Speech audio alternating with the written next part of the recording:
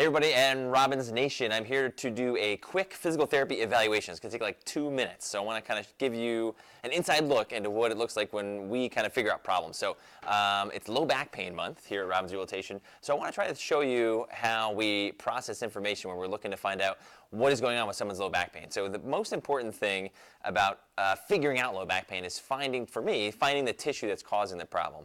And you've got to kind of start central proximal, which means you have to start at the joints of the lumbar spine and the SI joints. So we're going to do a motion diagram. So basically it's a look at range of motion. That can give us information about what's going on with the patient. So Katie's our patient today. She's not having any horrible low back pain, but I find myself having to fix SI problems with her a lot. So sacroiliac joint.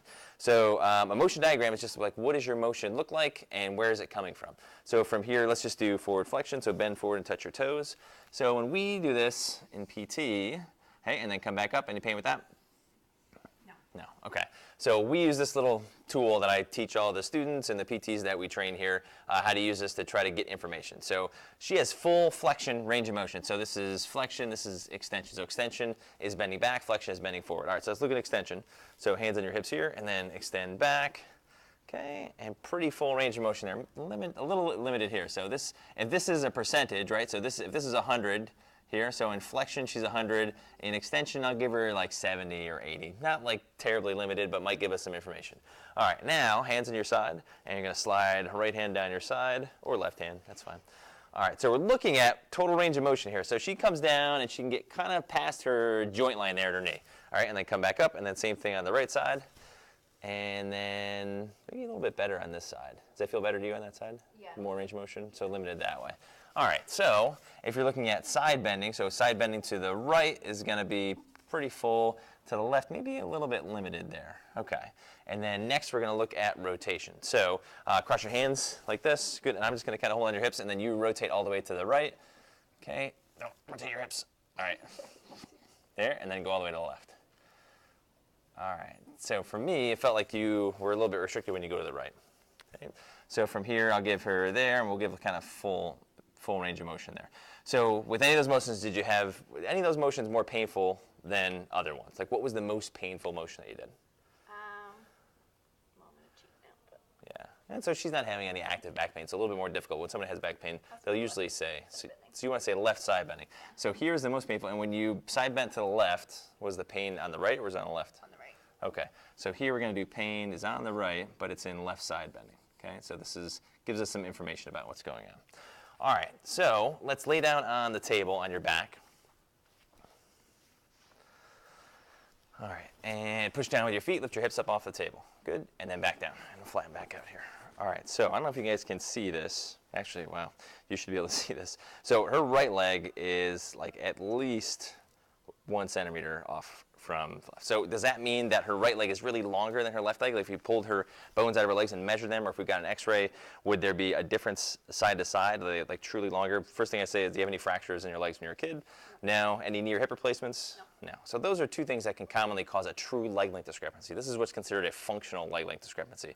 It's probably a rotation in the pelvis that's causing the fact that the right leg is longer than the left leg. So how we find out which is which, and briefly, like if this leg is long, and we're kind of flying through this, but it's usually if this ilium, so if I say put your hands on your hips, you're really putting your hands on your iliums. If this ilium is rotated forward, that would make this leg longer, or if that ilium is rotated back, it would make this leg shorter. So that should make a little bit of sense. How you find out which is you look at the mobility of the joint. Typically the one that's stuck is the one that is causing the problem, and that's where you have to mobilize the joint in order to kind of balance this out. So lay over onto your stomach. So you have two sacroiliac joints. Your sacrum is a tailbone, so it's a triangle-shaped bone that wedges in between your two iliums.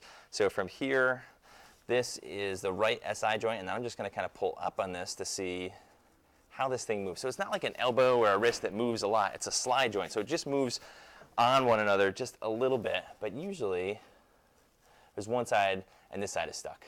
So right side is stuck. So let's lay onto your right side. Left side is stuck, I should say. Yeah.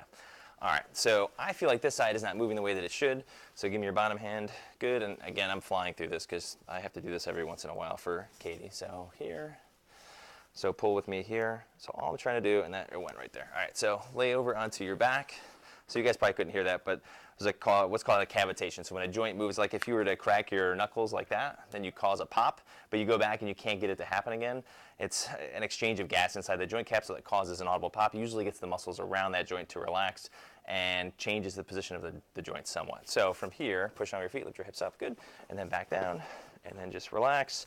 So I don't know if you guys can see now, but that's level. So did I just fix all her problems? I fixed the joint position issue, but we haven't fixed the cause of why that's like that. That's not normal. Your leg shouldn't be that much longer than the other one. There's some kind of joint dysfunction that's being caused there, usually when the muscles aren't turning on properly to stabilize the pelvis and the sacrum, and then you kind of come out of balance a little bit. Now, she didn't like limp in here. She really said she had no pain. She had a little bit of restriction with side bending, not disastrous type of a problem. But when that goes on for a long period of time, your body tends to make compensations around that, and that can cause other problems. So what are common activities that you do, like higher level activities? So you work out next door, right?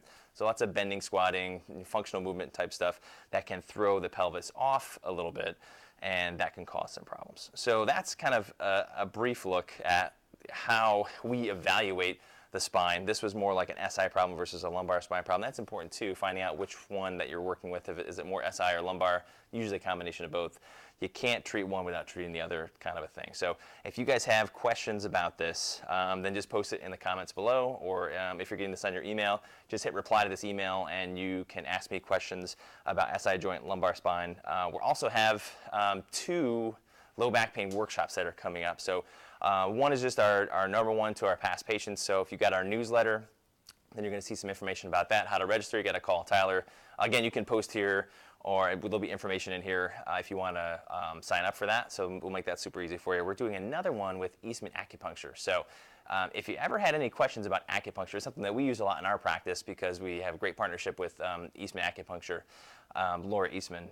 We're doing a workshop with her in her office. So that will be a little bit different than our typical low back pain workshops because we're going to add input from someone that does acupuncture and how acupuncture works with physical therapy in order to help low back pain. And we use it a ton with our patients, especially ones that we can't progress as quickly as we want to through problems with low back pain.